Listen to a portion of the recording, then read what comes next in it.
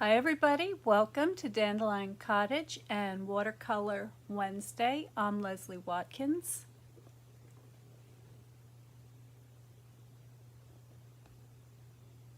Oops, sorry. Let me get myself situated here. Hi everybody, I hope you're well. So I just finished the weekend in Norfolk and prior to that the month-long pop-up shop, so I'm still kind of unpacking. I've got a lot of boxes and things I don't know where they are. But today I thought what I would do is I would share with you how to paint a watercolor sky, because I got a lot of comments on my cloud painting studies that I did over the weekend, and also I have a very exciting announcement to make, so stay tuned for that. But let me share with you what I have here.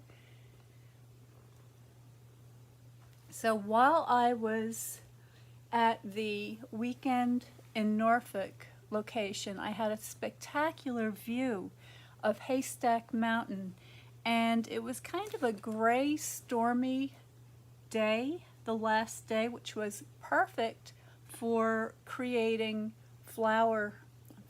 cloud paintings. Excuse me, I'm so used to painting flowers that I automatically say that.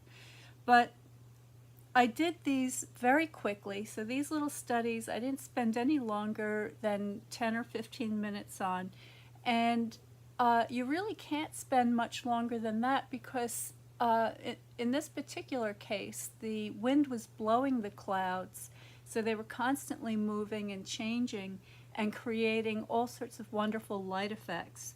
And there's one more in the corner down here.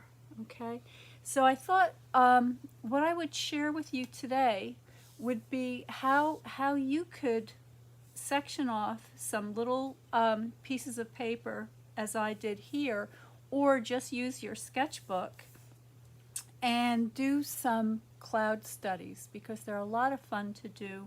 You can look at John Singer Sargent's Watercolors of Cloud Studies. They're very inspirational. Look at John Constable, the great English landscape painter, did beautiful skies. And there are many others.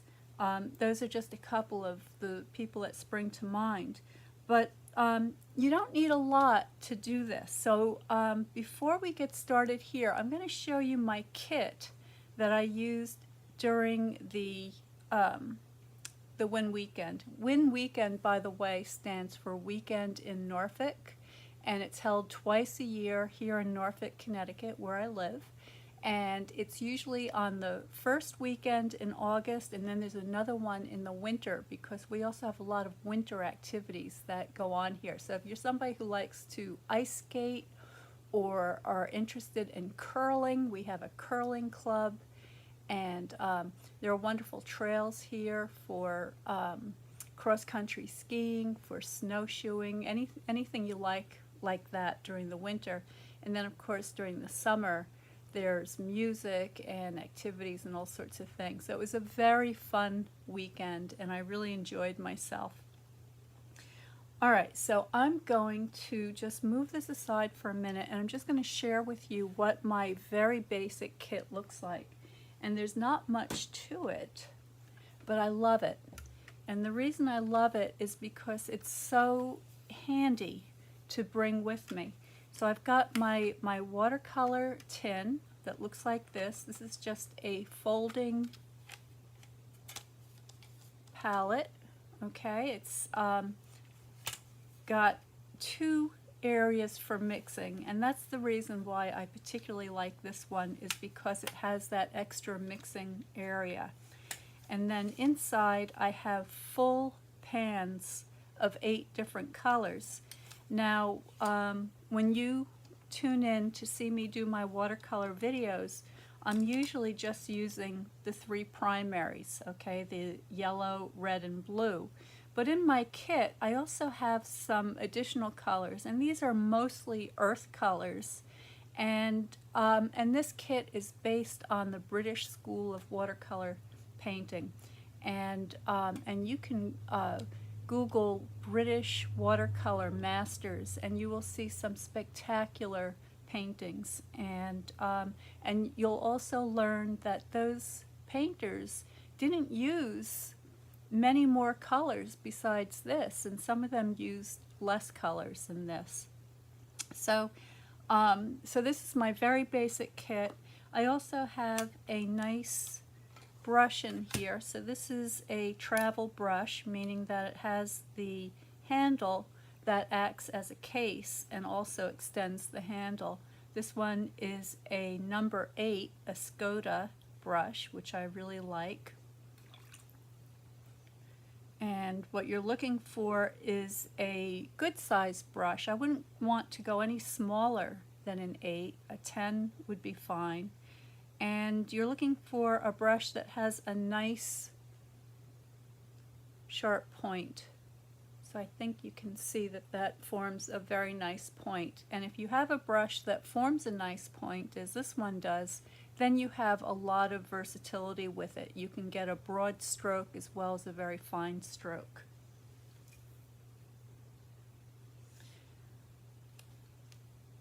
The other nice thing about this case is that it has a hole at the end. I don't know if you can see that. There we go.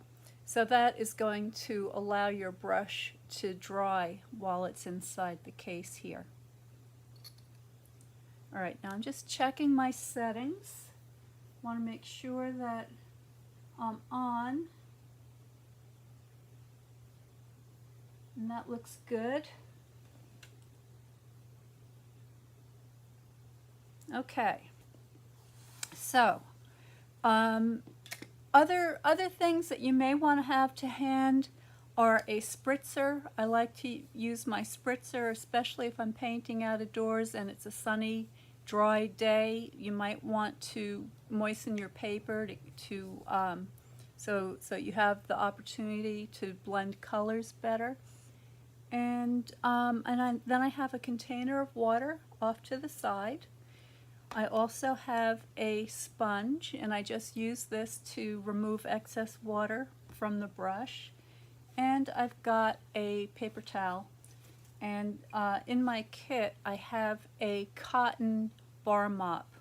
And these are very handy to have to hand. I usually keep this in my lap if I'm sitting, or if I'm standing, I'll hold it in my hand and I'll hold my paint box just like that. There is a little thumb hole on the bottom so that I can mix my colors in one hand and paint with the other hand. All right, so let's get that cloud study back up again.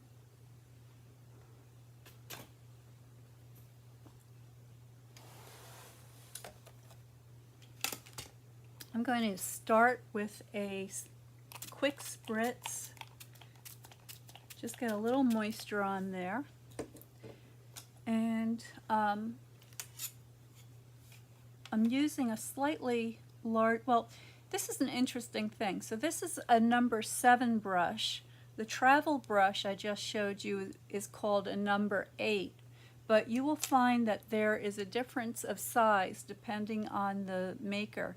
So this particular brush, this is a Winsor & Newton brush, and it's a little bit bigger, even though it's listed as a smaller. And I know it's a little confusing, but it is confusing because there's no standardization as far as the brush sizes go. So I'm going to start with a little bit of blue.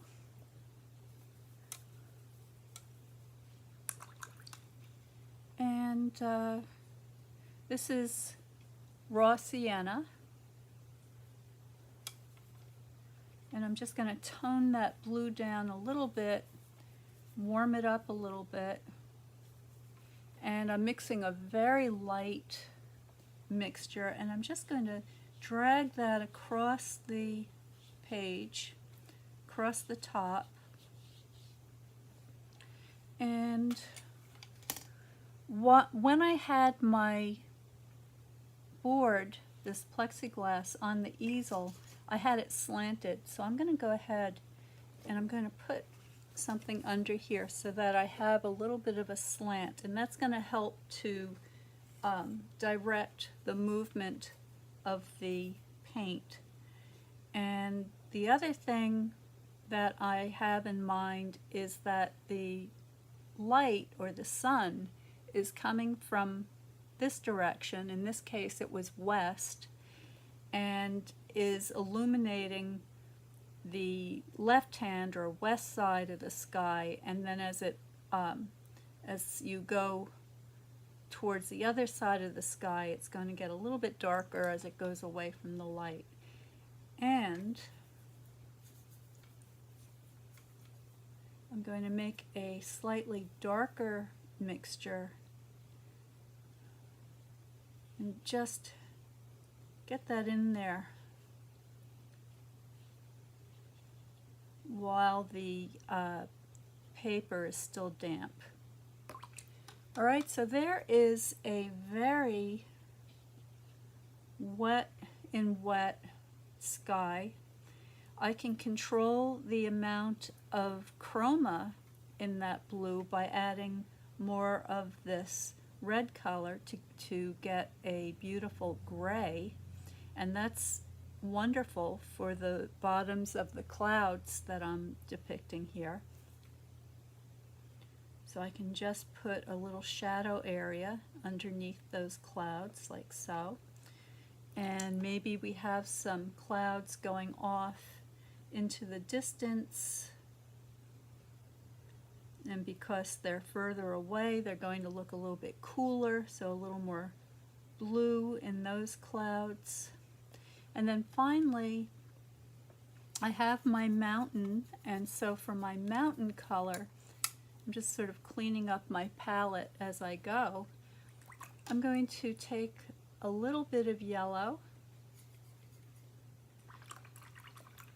and a little more blue, because this mountain isn't so far away. It still has a little bit of green in it. If it was further away it would appear bluer. And then I'm going to just kind of get that started. Now I know that the paper is a little bit too damp right now to hold an edge, but that's okay because I'm going to take advantage of the moisture in the paper to go ahead and get these beautiful soft washes that are all blending so nicely together. So there is a very quick initial wash for the picture. While it's still this wet, if I want to add a little more violet, let's say, so I could take some of my blue with a drop of red and get a kind of a blue violet, I can mix that into my mountain color and just increase the cool shadow side of the mountain as it goes away from the light. All right, and then the last thing I want to do while this is still nice and juicy is I'm going to add a little more yellow to my green mixture.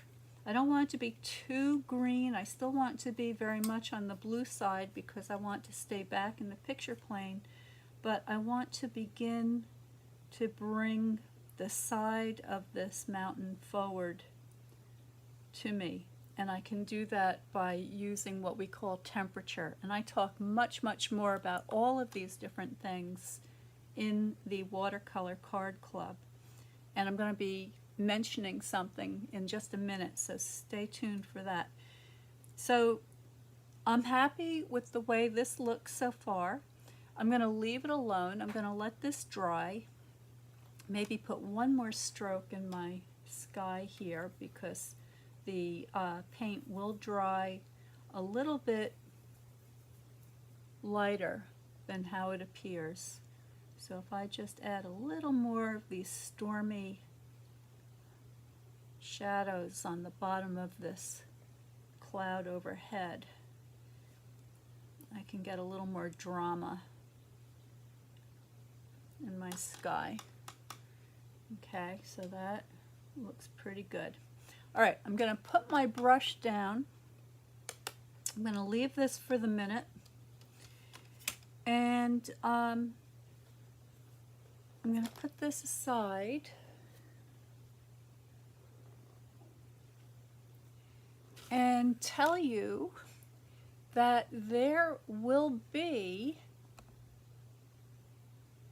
a special announcement very soon for the unlaunching of the new Watercolor Card Club. And part of that is going to be a starter kit. And in that starter kit is going to be a travel palette like the one I just showed you here. Okay, so you're going to get one similar to this, not this exact style, but about the same size. I will have a brush and some paints to get you started. There'll be some good quality watercolor paper, 140-pound block of watercolor paper. Actually, they're single sheets. They're not in a block, but it's a pack of watercolor paper. And some other goodies in there that I think you're going to love. And to kick off the new improved Watercolor Card Club, which will launch in October, on October 1st, I'm going to have a very special collection of watercolor boxes that are going to feature my brand color, and they're going to be inscribed with my logo. And so I think I'm going to have 10 of those. So for the first 10 people who get subscribed to the new Watercolor Card Club, they're going to be able to get those special boxes in their starter kit. And right now, I'm just putting together a waiting list so I can see how many people are interested in joining and how many kits I'm ultimately going to have ready to go. So you can get onto that wait list right now. And the way you can do that is by subscribing to Notes from Dandelion Cottage.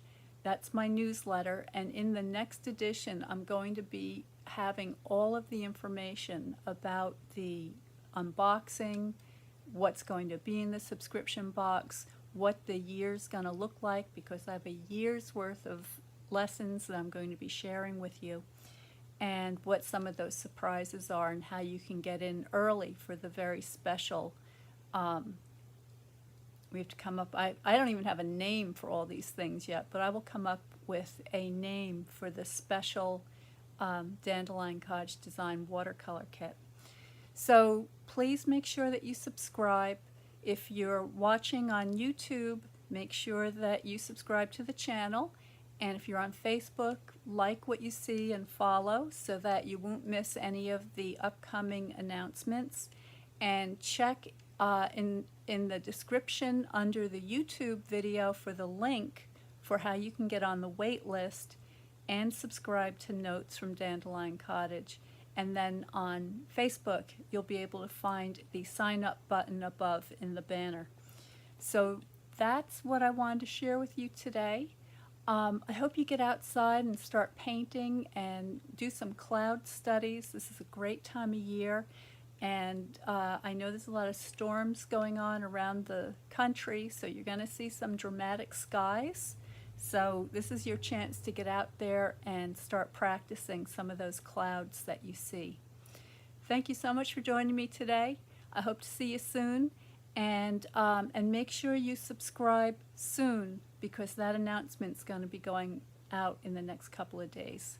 So stay well, stay happy, stay creative, and I will see you next time.